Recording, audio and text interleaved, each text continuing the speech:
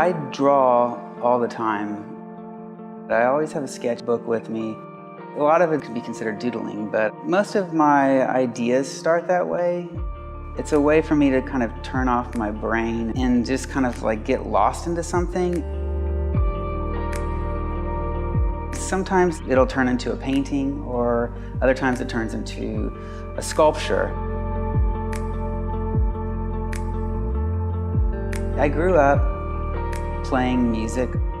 I have a fondness for guitars. I think it was the first thing that as a kid, that I was attracted to as an object. The way that the guitars are painted and the forms of them, a lot of the designs were made in the late 50s, and a lot of the makers were looking at modernist sculpture.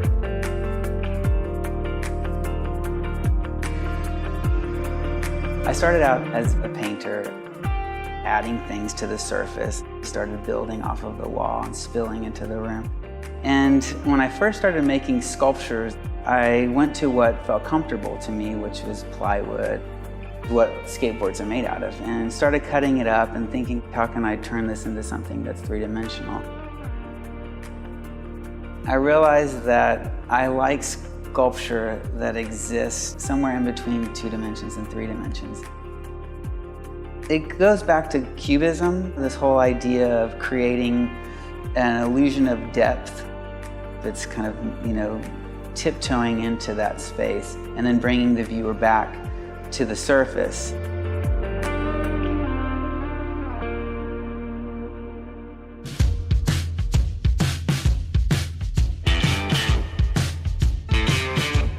I like the freedom that comes with collage. I think it just has spilled over into every aspect of my work. A lot of my sculptures are made with planar forms, which I can sort of build and stack up, and it gives me the freedom to take away and change and cut things. I'm always interested in representing some aspect of life. Not necessarily conceptually, but I feel like most of my works, even at their most abstract, somehow relates to the body. It's just something I've always been fascinated with.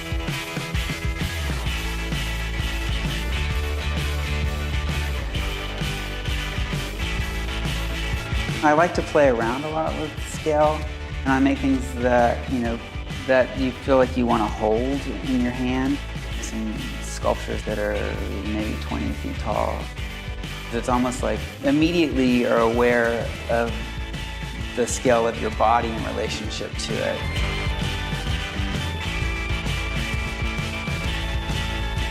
And I think it's really important for artists to acknowledge what it is that's speaking to them out in the world, visually, conceptually, whether it's on television, on Instagram, out in the world. And even if it's not immediately, all of that sort of stores up in your head and comes out in your work.